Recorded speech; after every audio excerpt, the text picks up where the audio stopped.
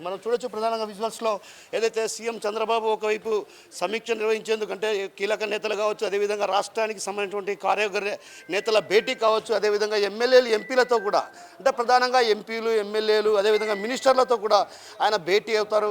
ఇక్కడ చూడొచ్చు ఇంకొక హాల్ కూడా ఏర్పాటు చేయడం జరిగింది. ఈ హాల్ కూడా అటు పూర్తిగా క్షుణ్ణంగా తనిఖీలు చేశారు. ఇప్పటికే డాగ్ స్క్వాడ్ అదేవిధంగా ఏదైతే బాంబు స్క్వాడ్ కూడా రంగంలోకి దిగి అటు పూర్తి స్థాయిలో క్షుణ్ణంగా తనిఖీలు చేసిన పరిస్థితి మనం గమనించవచ్చు.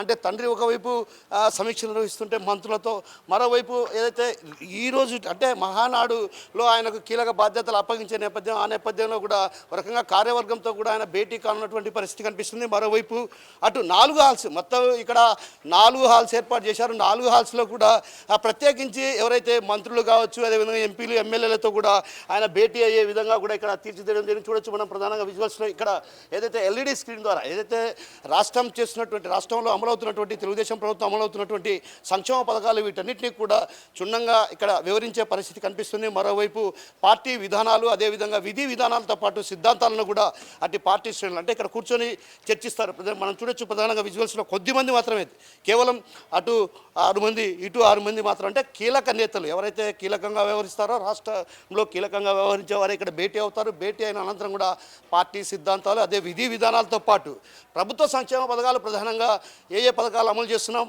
అదేవిధంగా అంటే ఇప్పటికే అటు పెన్షన్ కావచ్చు, గ్యాస్ సిలిండర్ల పథకాన్ని అమలు చేసిన పరిస్థితి, మరోవైపు మిగతా పథకాలను కూడా ఈ మహానాడు వేదికగా ప్రకటించబోతున్నారు. ఈ నేపథ్యంలోనే ఇక్కడ కూర్చొని పవర్ ప్రజెంటేషన్ ద్వారా కూడా అటు పూర్తి స్థాయిలో చంద్రబాబు వీక్షించే అవకాశాలు కనిపిస్తున్నాయి.